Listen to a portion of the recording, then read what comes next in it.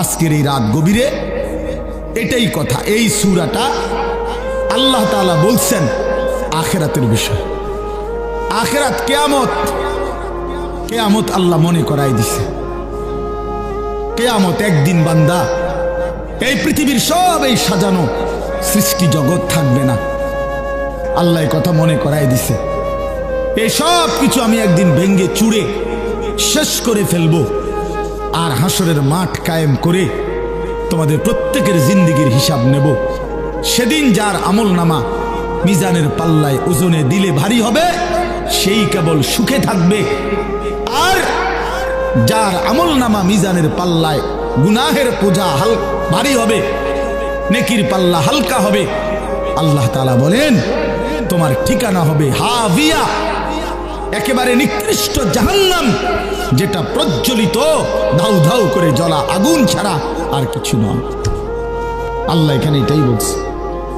আল কারিআতু মাল কারিআ, কোরআন শরীফে কিয়ামতের বহু নাম আছে। আল হাক্কাতু মাল হাক্কা,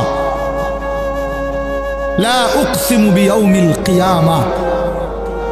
এখানে আল্লাহ তাআলা বলছে আল কারিআতু মাল কারিআ, আঘাতকারী। দরজার মধ্যে যেরকম খটখট করে, দরজার মধ্যে যেরকম আঘাত করে, আল্লাহ তাআলা এই কিয়ামতকে বলছে এরকম আঘাতকারী। অর্থাৎ বুঝাইতে চাইছে বান্দা প্রতিনিয়ত কিয়ামত আখিরাত তোমাদের দরজায় কড়া নাড়তেছে। প্রতিটা মৃত্যু, প্রতিটা লাশ, প্রতিটা জানাজা, জিন্দেগির প্রতিটা পরিবর্তন তোমারে মনে করাই দিচ্ছে যে তুমি স্থায়ী না, তুমি থাকবা না। গতকালকে আমি চোখের ডাক্তার দেখাইছি, উনি আমারে বলতেছে হুজুর 10 মাসের মধ্যে আপনার চোখের পাওয়ার যেটুকু কমে গেছে হিসাবে এতটুকু কমার কথা না। মানে 10 মাস আগে আমি একবার দেখাইছিলাম, আবার কালকে দেখাইছি আরেকবার। তো আমার চোখের দৃষ্টিশক্তি যদি কমে যায়, এ তো আমার মৃত্যুর কথাই স্মরণ করায়। আমার কোমরের শক্তি যদি কমে যায়, তো সে তো আমার মৃত্যুর কথাই মনে করায়। হ্যাঁ বলেন ভাই। এই জন্য বাপ আমার, আল্লাহ তাআলা বলেন বান্দা প্রতিনিয়ত তোমাদেরকে কিয়ামত, আখিরাত, পরকাল তোমাদের দরজায় কড়া নাড়ে, দরজায় কড়া নাড়ে। আল কারিআতু মাল কারিআ ওমা আদরাকা মাল কারিআ। হে নবী আপনি জানেন সেই আঘাতকারী, করাঘাতকারী, খটখটকারী সেটা কি? আল্লাহ বলেন ইয়াউমা ইয়াকুনুন নাসু কাল ফারাশিল মাবসুস। সেটা হলো সেই কিয়ামত, যে কিয়ামত যখন শুরু হবে, ইসরাফিল ফু দিবে, তো পতঙ্গ এই উলু উলু কয় যে বাত্তির সামনে যে সাদা সাদা পোকা আইসা আইসা উড়া উড়া পড়ে, এলোমেলো হইয়া ছুটা ছুটা আইসা পড়ে। আল্লাহ তাআলা বলেন বন্ধু সেই কিয়ামতের ঘন্টা যখন বাজবে, কিয়ামতের খটখট যখন শুরু হবে, ইসরাফিলের ফু যখন জমিনে শুরু হবে, তখন এই কোটি কোটি মানুষগুলো সব এই উলু পতঙ্গের মতো উড়ে উড়ে দিক বিদিক ছন্ন ছাড়া হয়ে একেবারে ছিন্ন ভিন্ন হয়ে যাবে। কাল ফারাশিল মাবসুস, বিক্ষিপ্ত পতঙ্গের মতো। কে যে কোথায় যায়, কেন যায়, কেউ কারো কোনো প্রশ্নের জবাব দিতে পারবে না।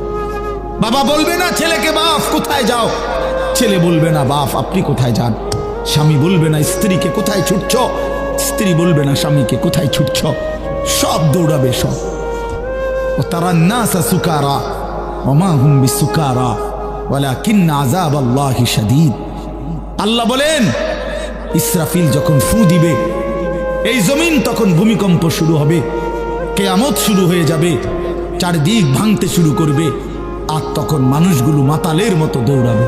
আমার হযরত একবার বলছিলেন, আল্লামা মুফতি মুশতাকুন নবী কাসেমি হুজুর একবার এই কথাটা বুঝাইতে গিয়া বলছিলেন যে মনে করেন এই মাহফিলটা এখন এখান থেকে নিয়ে এখানে 4টা লাইট, এখানে আরো মনে করেন 10-15টা লাইট, মনে করেন এখানে 30টা লাইট, কথার কথা আমরা সবাই বসে আছি মনোযোগ দিয়ে ওয়াজ শুনতেছি।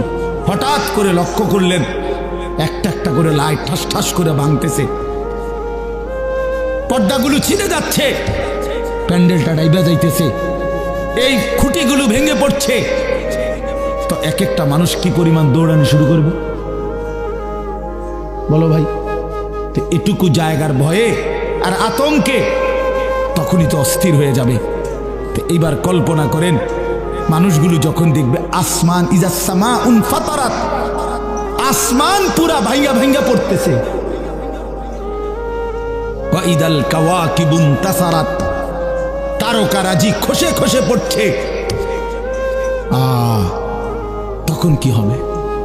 সাগর নদীর পানিগুলো টকবক করে উথরাইতেছে আর জলীয় বাষ্পের মতো উড়ে যাচ্ছে। আল্লাহ বলেন ওয়াতাকুনুল জিবালু কালঈহিনিল মানফুশ, পাহাড়গুলো তুলা ধুনাইয়া সারলে, তুলা ধুনাই বোঝেন মানে লেপ্তশোকের জন্য তুলা আগে ধুনাইতে হয়, হয় মেশিন দিয়া নয়তো হাত দিয়া বাইরেইয়া, এগুলারে ভালো করে করে কি করতে হয় একবার আলাদা আলাদা করতে হয়।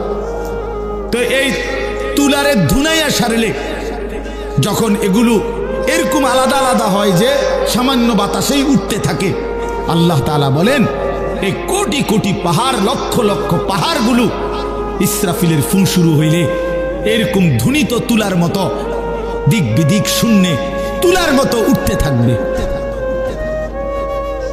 আল্লাহ বলেন তখন কি হবে বান্দা? মানুষের হালাত কি হবে? কাল ফরাশিল মাবসুস, মানুষ বিক্ষিপ্ত পতঙ্গের মতো। এখানে যদি একটা বোম পড়ে কি পরিমাণ দৌড়বে, কি পরিমাণ ছুটবে মানুষ, কে কার গায়ে পড়ে, কে কারে পিষা ফেলে, কারোই তো খবর থাকবে না। এই আল্লাহ তাআলা এই কথাটাই বলছে যে বান্দা এইভাবেই একদিন কিয়ামত হবে, একদিন পৃথিবীর এই সব কিছু শেষ হবে। এখানে যেরকম বলছে আরো বহু সূরা আল্লাহ তাআলা বলছে ইজা ওয়াকাতিল ওয়াকিআ লাইসা লিওয়াকাতিহা কাযিবা খাফিদাতুর রাফিআ, এভাবে বারবার বলছে ইদা রাজ্জাতিল আরদু রাজ্জা ওয়া বুসসাতিল জিবালু বাসসা ফাকানাত হাবাআন মুনবাসসা। এইভাবে আল্লাহ তাআলা বলছে লা উকসিমু বিয়াউমিল কিয়ামা ফাইযা বারিকাল বাসার ওয়া খাসাফাল কামার ওয়া জুমিআশ শামসু ওয়াল কামার, সূর্য চন্দ্র আলোহীন হয়ে যাবে, সব একাকার হয়ে যাবে। ইয়াকুলুল ইনসানু ইয়াউমাইদিন আইনাল মাফার, মানুষ পাগলের মতো দৌড়তে দৌড়তে বলবে পালাবো কোথায়, দাঁড়াবো কোথায়? আল্লাহ বলবেন কাল্লা লা ওয়াজার, না বান্দা আজ দুনিয়ার কোথাও কোনো ঠিকানা নাই, দাঁড়াবার কোনো জায়গা নাই।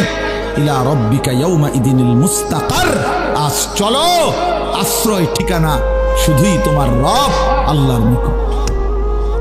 ইদা জুলজিলাতিল আরদু জিলজালাহা ওয়া আখরাজাতিল আরদু আথকালাহা ওয়া ক্বালাল ইনসানু মা লাহা। শত শতবার আল্লাহ বলছে ছেলেরা বাপ, জীবনটা নষ্ট করো না বাপ, হাসলেও মরে যাবা, কাঁদলেও মরে যাবা, নষ্ট করলেও সময়টা মরে যাইবা, আল্লাহর ইবাদত করলেও মরে যাইবা। প্রিয় বন্ধু আমার, বাপ আমার, রাসূলুল্লাহ সাল্লাল্লাহু আলাইহি ওয়াসাল্লাম জিজ্ঞেস করবে, সুপারিশ মামুর বাড়ি না, সুপারিশ এটা কোনো মামুর বাড়ি না। আপনি জিলাপি খাবেন আর সুপারিশ করে আপনারে বেহেশত দিয়া দিব, আপনি খিচুড়ির ডাকে খিচুড়ি খাইবেন আর সুপারিশ করে আপনারে বেহেশত দিয়া দিব, আপনি বইয়া বইয়া বিরিয়ানির ফোটলা খাইবেন আর আপনারে সুপারিশ করে দিয়ে দিব। হ্যাঁ, আখিরাত এত সস্তা হয়ে গেল, পরকাল এত সহজ হয়ে গেল। আল্লাহ তাআলা বলেন বান্দা এই যে কিছু করতে বলেছি, কিছু নিষেধ করেছি, কোনোটারে বলছি এটা গুনাহ, কোনোটারে বলছি এটা ইবাদত, বলছি এটা করো এটা ছাড়ো, এই সবটার উদ্দেশ্য বান্দা দুনিয়ার ভাত মাছের জন্য না, আখিরাতের জন্য।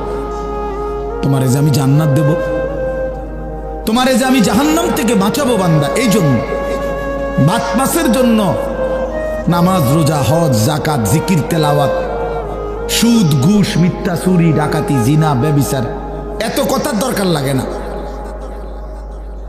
ভাত তরকারি তো আমি জন্তু জানোয়ার, কুকুর বিড়াল শুকর বাঘ ভাল্লুক সিংহ, হিন্দু বৌদ্ধ ইহুদি খ্রিস্টান নাস্তিক মুরতাদ সবাই রে খাওয়াই বেটা,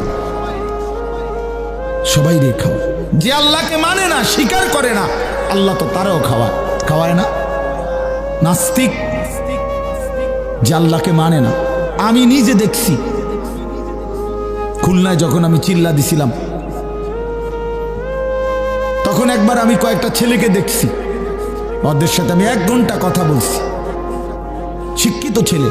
ওরা বলছে, হুজুর সৃষ্টিকর্তা বলতে কিছু আছে, আমরা এটা মোটেই বিশ্বাস করি না। সরাসরি আমার সামনে বসে বলছে। তাইলে বাবা, আল্লাহ তাআলা তো তাদেরকেও খাওয়াচ্ছে যে তার মালিককে একটা বার চিনেই না, যে বানানেওয়ালাকে স্বীকারই করে না। আল্লাহ তো ওই জানোয়ারকেও খাওয়াইতেছে। এই জন্য দুনিয়া তো সবাই ভোগ করে। কুলু ওয়া তামাত্তাউ কালিলান ইন্নাকুম মুজরিমুন।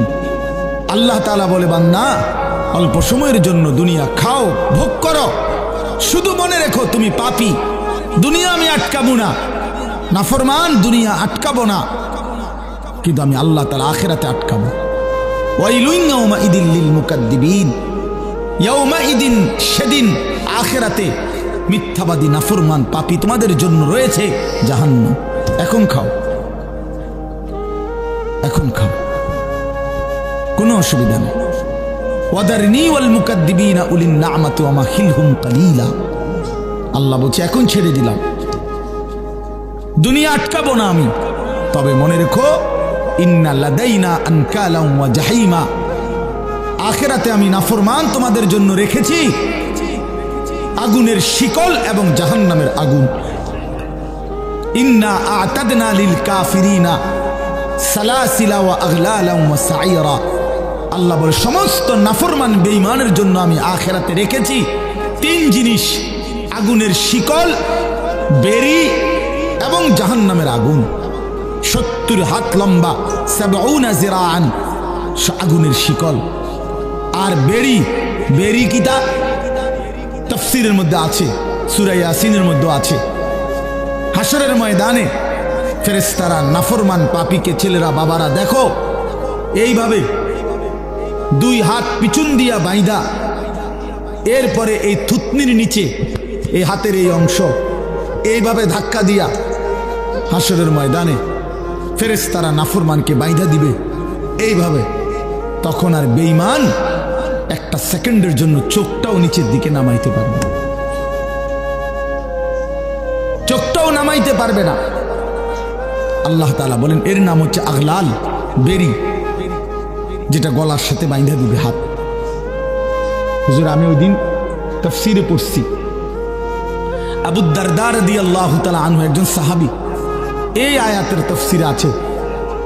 উনি বড় আশ্চর্য সুন্দর কথা বলছে। এই সাহাবী, বিখ্যাত সাহাবী হযরত আবু দারদা, উনি বলে, হে দুনিয়াবাসী, ইমানদাররা, আজকে 2 হাত তোলো, দুনিয়ার হায়াতে 2 হাত তোলো নামাজের জন্য।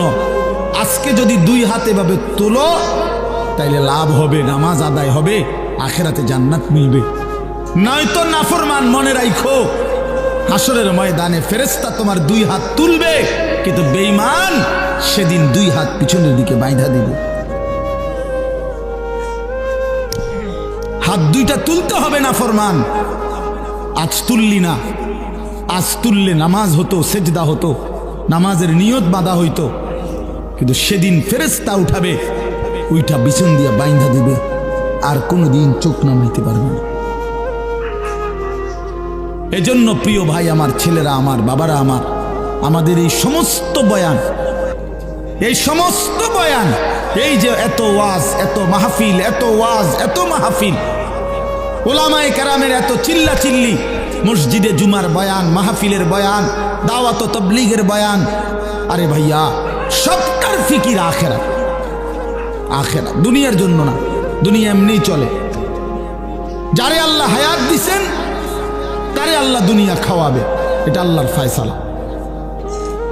যিনি হায়াত দিছেন রিজিক তিনিই দিবেন, এটা আল্লাহর ফয়সালা। মানলেও না মানলেও দুনিয়া আল্লাহর কাছে কিছুই না। একটা কান কাটা মরা ছাগলের সমান। নবীজি বলছে, আল্লাহর কাছে দুনিয়ার মূল্য নেই। একটা মাছির ডানা পরিমাণ মূল্য আল্লাহর কাছে দুনিয়া নাই। এই জন্য আল্লাহ তাআলা এটারে কিছুই মনে করে না, কিছুই মনে করে না। আল্লাহ তাআলা বলছে, যা বেঈমান, 70 বছরও কোনোদিন যদি আমারে না ডাকস, অসুবিধা নেই, খা। আমি 72 বছর বয়স্ক লোক দেখছি, আমি তারে হিন্দু কালেমার দাওয়াত দিছিলাম 2-2.5 ঘন্টা। এবছর চিল্লায় যখন ছিলাম,